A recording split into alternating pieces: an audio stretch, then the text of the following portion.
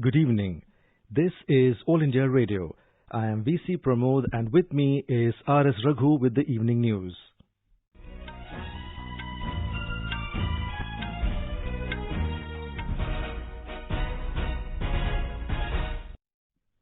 The headlines. Cabinet approves establishment of Animal Husbandry Infrastructure Development Fund worth 15,000 crore rupees. Government ratifies decision of boosting private sector participation in the space sector in country. Urban cooperative and multi-state cooperative banks to be brought under direct supervision of the RBI. India and China discuss developments in border areas, particularly situation in eastern Ladakh. And recovery rate of COVID-19 improves to 56.7% in the country.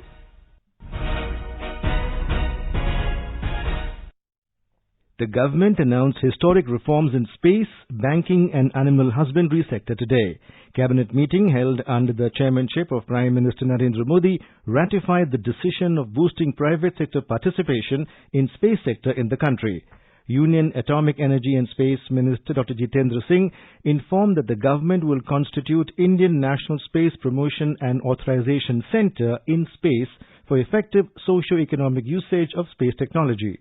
This decision today will allow ISRO to focus more on research and development activities, while this in space will augment the Space Commission and additional members. There will be a strengthening of the Department of Space. Some of the new posts will be created, some structure will be created. But in a nutshell, we will have this new board called Indian National Space Promotion, and it will take care of what is known as private space entrepreneurs. उसको लेकर के एक ऐतिहासिक निर्णय अंतरिक्ष के क्षेत्र के लिए, अंतरिक्ष विभाग के लिए तो है ही है. Dr. Singh added that the public sector enterprise New Space India Limited NSIL will endeavour to reorient space activities from a supply-driven model to a demand-driven model, thereby ensuring optimum utilization of our space assets. Briefing media in New Delhi today, Union Information and Broadcasting Minister Prakash Zavadekar informed that urban cooperative and multi-state cooperative banks will be brought under direct supervision of the Reserve Bank of India. सहकारी bank, चाहे वो urban cooperative bank हो या multi state cooperative bank हो, अपने देश में 1482 urban cooperative bank है और 58 है मल्टी स्टेट कोऑपरेटिव बैंक. आज इनके बारे में एक अध्यादेश पारित किया है. अब वो राष्ट्रपति के पास आएगा कि ये सारी बैंक 1540 है, ये तुरंत प्रभाव से आरबीआई के सुपरविजन पावर में आ जाएंगे. Mr. Zavadekar said the government has also taken a decision to develop an international airport in Kushinagar in Uttar Pradesh, emphasizing the impetus which the decision will provide to international tourism in the country by connecting the Buddha circuits. The minister informed that it will also help in development of all nearby tourist destinations, including Sarnath and Gaya, among others. Mr. Zavadekar also informed that the government has extended a 2% interest waiver to nearly 9 crore 37 lakh Mudra Shishu loan borrowers. एक तरह से दुनिया का सबसे बड़ा small bank loan का programme है. इसके अंतर्गत एकदम ही छोटा जिसका 50,000 तक का लोन होता है, उसको शिशु लोन स्कीम कहते हैं. 9 करोड़ 37 लाख लोगों को लोन मिला है. इन लाभार्थियों को अब ब्याज में 2% की छूट मिलेगी. ये बहुत बड़ा काम उनके लिए हो रहा है. In another landmark decision which aims to provide employment to nearly 35 lakh youths in the country, the government introduced a 15,000 crore Animal Husbandry Infrastructure Development Fund for infrastructure-related development in animal husbandry, dairy and livestock-related enterprises. Under the scheme, up to 90% of loan for starting such enterprises will be given by banks. Government has also extended an interest subvention of 3% on all such loans under the scheme. The development fund will incentivize infrastructure investments in dairy, meat processing and animal feed plants. Eligible beneficiaries under the scheme would be farmer-producer organizations, FPOs, MSMEs, Section 8 companies, private companies and individual entrepreneurs. In another major announcement, the minister informed that the tenure of OBC Commission set up to suggest better ways for effective transfer of benefits to the other backward classes in the country has been extended till 31st of January next year. He also informed that as part of India's Look East policy, ONGC will invest over 900 crore rupees for research and development of 2 glass blocks in Myanmar. हमारा पड़ोसी देश Myanmar में 2 और gas block में 909 करोड़ का निवेश करने का निर्णय किया है।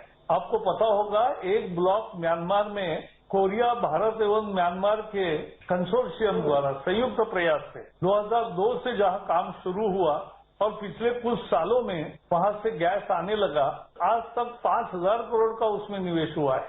गेल इंडिया ने भी निवेश किया है और उसका जो पहला प्रोजेक्ट तैयार हुआ श्वे, वहां से गैस आना केवल शुरू नहीं हुआ है, 2014 से वो पीक पर पहुंचा है।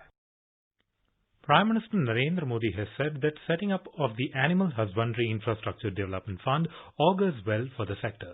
He said it will boost the income of the hard-working farmers, and investment and sectoral infrastructure, especially dairies, will get an impetus. In a series of tweets on cabinet decisions, Mr. Modi said government is committed to a vibrant MSME sector. He said the cabinet approved an interest subvention scheme for Shishu loan accounts under Pradhan Mantri Mudra Yojana, and the scheme would provide valuable support and stability to small businesses. On the decision of granting international status to Kushinagar Airport, the Prime Minister said it is a great news for Uttar Pradesh, tourism and those inspired by the noble thoughts of Lord Buddha. He said connectivity will improve significantly. Mr. Modi said more tourists and pilgrims will also mean better opportunities for local population. Uttar Pradesh Chief Minister Yogi Adityanath has thanked Prime Minister Narendra Modi for giving international airport status to the Kushinagar Airport of State and said that it will pave way for the development of the Purvanchal region. एक नई गति देने में भी इस international airport की एक बड़ी भूमिका होगी। मैं इसके लिए आदरणीय प्रधानमंत्री जी का हृदय से आभार व्यक्त करता हूं और मैं विश्वास करता हूं कि एक तय समय सीमा के अंदर हम इसको न केवल दक्षिण पूर्व एशिया के उन सभी देशों से, भगवान बुद्ध से जिनका अपना एक आत्मीय संबंध जो देश जोड़ते हैं, इन सभी के साथ संवाद बनाने में और उनको एयर कनेक्टिविटी मिलने से वे लोग आसानी से यहाँ पाएंगे। Indian Armed Forces contingent today participated in the Victory Day parade at Red Square, Moscow. Russia is celebrating the 75th anniversary of victory of the then Soviet people in the Second World War. The tri-service contingent of the Indian Armed Forces comprised of 75 all ranks and marched along with contingents of Russian armed forces and 17 other countries. Defence Minister Rajnath Singh was among the special invitees to the event. Our correspondent reports the British Indian Armed Forces during World War II were one of the largest Allied forces contingents which took part in the North and East African Campaign, Western Desert Campaign and the European Theatre against the Axis powers. These campaigns witnessed sacrifice by over 87,000 Indian servicemen beside 34,354 being injured.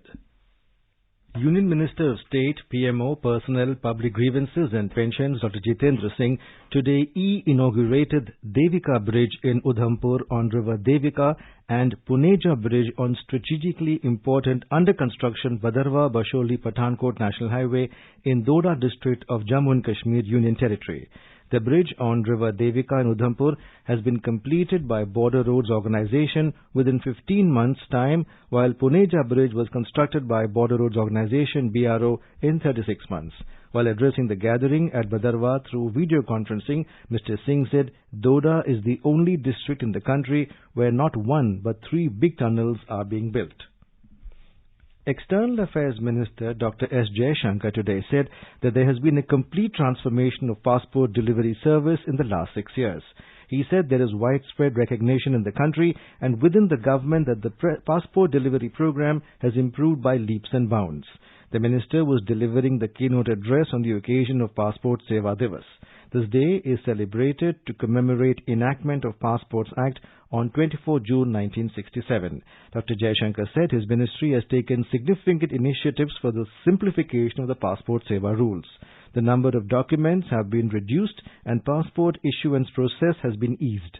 He stressed that real reform on the ground is about the small things and rules and processes must keep getting simplified. Health Minister Dr. Harsh Vardhan today released the annual TB Report 2020 through a virtual event. According to the report, over 24 lakh TB patients have been notified in 2019. This amounts to a 14% increase in TB notification as compared to 2018. Near complete online notification of TB patients have been achieved through the Nikshay scheme. There has been a reduction in the number of missing cases to 2.9 lakh cases as against more than 10 lakh cases in 2017. Due to easy availability of molecular diagnostics, the proportion of children diagnosed with TB increased to 8% in 2019 compared to 6% in 2018. The Minister also released a Joint Monitoring Mission report, a manual on direct benefit transfer to TB patients under Nikshay system, a training module, and the quarterly newsletter Nikshay Patrika. He said there is a need to come together to fight against TB and the stigma. Tuberculosis का elimination programme ये हमारा भारत का बहुत बड़ा ambitious programme है। ये हमारे प्रधानमंत्री जी का बहुत बड़ा सपना है और इस सपने को साकार करने के लिए किसी भी प्रकार की हमको किसी भी स्तर पर कोई भी कमी नहीं रहने देनी है। अगर दुनिया ने इस सपने को दुनिया के लिए साकार करने के लिए 2030 का लक्ष्य तय किया है तो हमने इस सपने को साकार करने के लिए 2025 का लक्ष्य तय किया है। Railways will generate 8 lakh man-days of employment opportunity for migrants and others in infrastructure projects worth 1,800 crore rupees in the next 125 days. Ministry of Railways today reviewed the progress of Garib Kalyan Rozgar Abhiyan with zonal railways and railway PSUs through video conference meeting. The Garib Kalyan Rozgar Abhiyan is in operation in 116 identified districts of Uttar Pradesh, Bihar, Rajasthan, Madhya Pradesh, Odisha and Jharkhand. A report. The Garib Kalyan Rozgar Abhiyan of 125 days will involve focused implementation of 25 categories of works and activities in 116 districts. Each of these districts has a large concentration of returnee migrant workers. Public works to be undertaken during this campaign will have a resource envelope of 50,000 crore rupees. The Abhiyan will be a convergent effort between 12 different ministries and departments, including rural development, Panchayati Raj, road transport and highways, telecom and agriculture. It will expedite implementation of 25 public infrastructure works and works relating to augmentation of livelihood opportunities. Prime Minister Narendra Modi had launched the Abhiyan on 20th June to empower and provide livelihood opportunities in areas witnessing large number of returnee migrant workers affected by the COVID pandemic. With Anand Chaturvedi, Suparna Saikia, AIR News, Delhi. Micro, Small and Medium Enterprises MSME Minister Nitin Gadkari today launched the Credit Guarantee Scheme for Subordinate Debt CGSSD. As per the scheme, guarantee cover worth 20,000 crore rupees will be provided to the promoters who can take debt from the banks to further invest in their stressed MSMEs as equity. The scheme seeks to extend support to the promoters of the operational MSMEs which are stressed and have become NPA as on 30th April of this year. Under the scheme, promoters of the MSMEs will be given credit equal to 15% of their stake or 75 lakh rupees, whichever is lower. There will be a moratorium of 7 years on payment of principal, whereas maximum tenure for repayment will be 10 years. The scheme will provide support to around 2 lakh MSMEs and will help in reviving the economic activity in and through this sector. You are listening to the evening news on All India Radio. A reminder of the headlines before we move on. Cabinet approves establishment of Animal Husbandry Infrastructure Development Fund worth 15,000 crore rupees. Government ratifies decision of boosting private sector participation in space sector in the country. Urban cooperative and multi-state cooperative banks to be brought under direct supervision of RBI. India and China discuss developments in border areas, particularly situation in eastern Ladakh. The recovery rate of COVID-19 improves to 56.70% in the country. For quick news updates around the clock, follow us on our Twitter handle at AIR News Alerts. अपने साथ अपनों का ध्यान रखो, बड़े बुजुर्गों का तुम ध्यान रखो, महामारी से लड़ना है बहुत जरूरी, ज्यादा पास न जाना, रखो 2 गज दूरी, सुरक्षित दादा दादी नाना नानी अभियान, अपने साथ अपनों का ध्यान।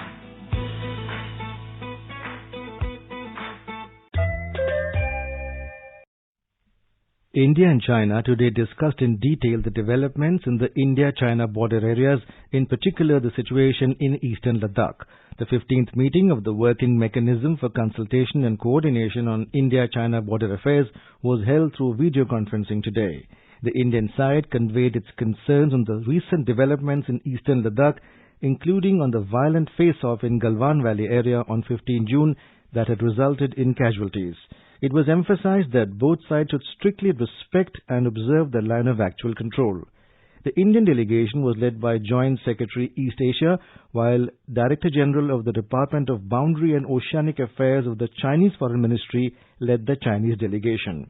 External Affairs Ministry said in a statement that the two sides recalled the conversation last week between External Affairs Minister S. Jaishankar and Chinese Foreign Minister Wang Yi, and reaffirmed that both sides should sincerely implement the understanding on disengagement and de-escalation that was reached by the senior commanders on the 6th of June. The two delegations agreed that implementation of this undertaking expeditiously in accordance with the bilateral agreements and protocols would help ensure peace and tranquility in the border areas and the development of broader relationship between the two countries. They also took note of the discussions in the second meeting of the senior commanders held on the 22nd of this month. The two sides also agreed to maintain communication both at diplomatic and military level, including under the framework of the WMCC, to resolve the existing situation peacefully. Chief of Army Staff General M.M. Naravane visited forward areas in eastern Ladakh today. On the second day of his visit to Ladakh, General Naravane reviewed the operational situation in the sector. Our correspondent has filed this report.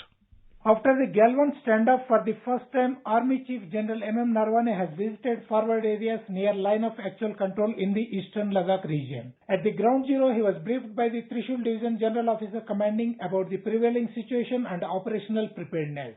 Later, General Naravane interacted with the troops deployed in the sector and complimented them for their steadfastness and high morale. He was accompanied by the General Officer Commanding-in-Chief of Northern Command Lieutenant General Y.K. Joshi and Fire and Fury Corps General Officer Commanding Lieutenant General Harinder Singh. In the afternoon, on his return to Leh, General M.M. Naravane and Lieutenant General Y.K. Joshi have visited Fire and Fury Corps headquarters, where he was briefed by the Lieutenant General Harinder Singh. Ramesh Chandra, All India Radio News, Leh. Government today said that the recovery rate of COVID-19 has improved to 56.7% in the country and 258,685 people have been cured so far. During the last 24 hours, 10,495 people have recovered from COVID-19. Presently, the total number of active corona cases in the country is 1,83,022. Health and Family Welfare Ministry said 15,968 new cases of COVID-19 have been reported in the last 24 hours, taking the total number of cases to 4,56,183. Meanwhile, Indian Council of Medical Research ICMR said that 2,15,195 tests were conducted by the various laboratories for coronavirus in the country in the last 24 hours. This is the highest number of tests conducted by laboratories in one day. Tamil Nadu Chief Minister Edappadi Palaniswamy has announced that public transport will be operated only within the districts in the state from tomorrow till the end of this month. The inter-district service will be suspended as part of the measures to contain the COVID-19 pandemic. More from our correspondent. The move to suspend the prevailing inter-district public bus transport follows the majority opinion of district collectors. The Chief Minister interacted with them today through video conferencing. In the meeting, most of the collectors said tracing all the people who came in contact with the patient becomes difficult if he had travelled to many districts in the recent past. Currently, all the 38 districts in the state are classified into 8 zones and travel within a zone has been permitted without securing the e-pass. From tomorrow onwards, people should seek e-pass for moving from one district to the other till the end of this month, though travel within a district remains unrestricted. Jai Singh, AR News, Chennai. Madhya Pradesh has the lowest growth rate of COVID-19 infection in the country at 1.43%, while the recovery rate was over 76%. Our correspondent reports that 9,215 have recovered from COVID-19.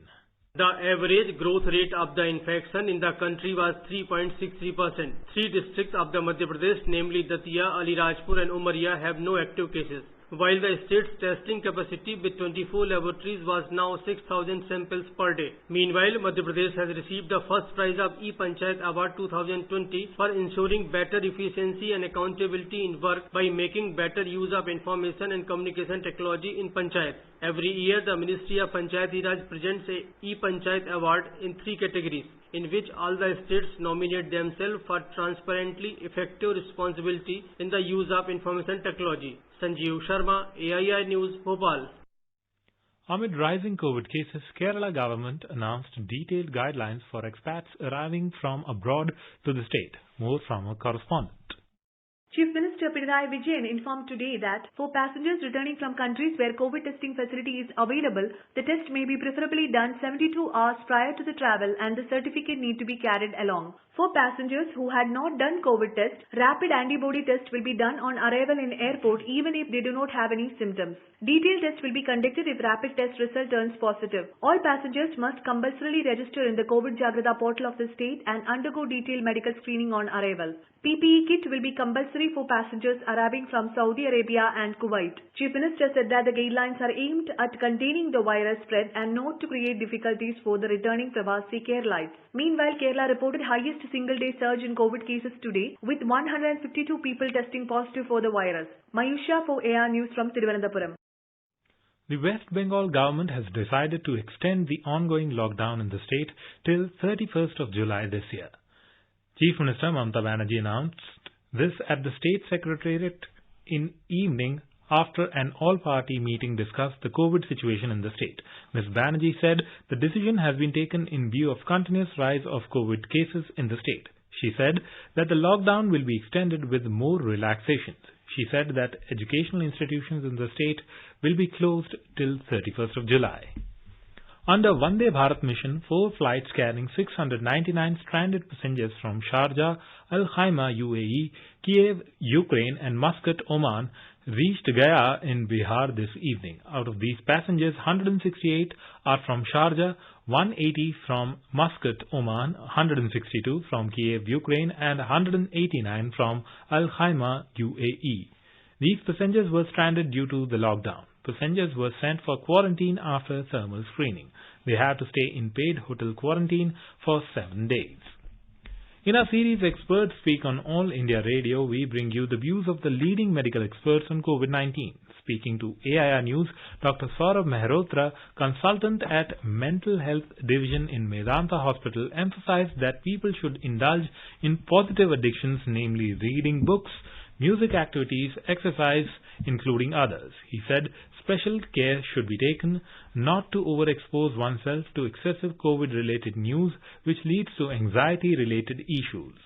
Positive addictions would include the creative arts, such as drawing, writing, painting. All of these qualify as positive addictions. Music is positive addictions. People who are interested in dancing, that's a positive addiction. Playing a game with family members has the beneficial effect of both the social interaction as well as the fun of the game. Some people like to do gardening. Some people like to do cooking. All of these qualify as positive addictions and have a significant benefit in reducing the stress.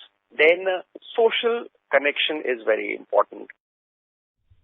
Human Resource Development Ministry has released a roadmap for NCERT for the year 2020-21. Under it, the NCERT has been asked to prepare infographics, posters and presentations explaining each of the learning outcome for each subject and grade for classes 1 to 5 by October this year and for classes 6 to 12 by March next year. The online teacher training courses have to be prepared for teachers of each grade for classes 1 to 5 by December this year and for classes 6 to 12 by June 2021. Government has clarified over news report questioning the reliability and capability of low-cost ventilators ordered by it. In a tweet, Press Information Bureau said the ventilators have been approved by the technical committee after following due process. It added that successful clinical trials have also been carried out. The PIB said the news reports do not present the correct facts. The report had claimed that government is procuring substandard ventilators as part of India's response to COVID-19.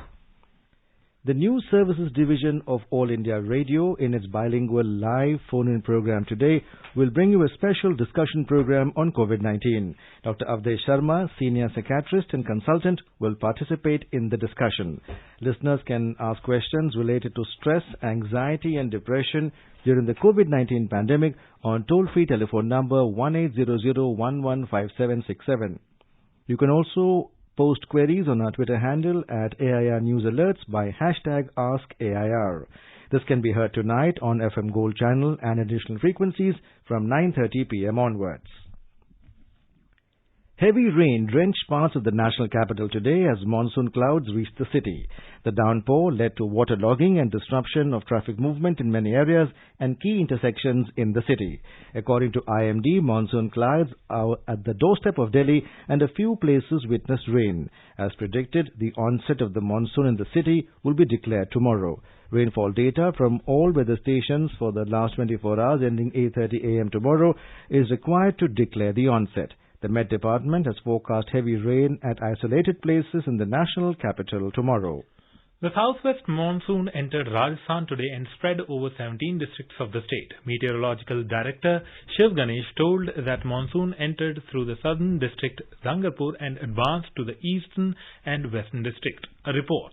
According to the Met Department, monsoon has entered the state on time and it has become increasingly active. The Met Department has predicted more rain than normal in the state this year. Several districts of Kota and Udaipur divisions are receiving heavy rains from yesterday. On the other hand, people were suffering from heat and humidity in some areas, including northern parts of the state. Bikaner recorded 44 degrees Celsius maximum temperature today. The temperature has dropped at many places, including Jaipur. The Met Department has predicted strong winds and light to moderate rain in many districts in the next 24 hours. Jitendra Dwivedi, AIR News, Jaipur.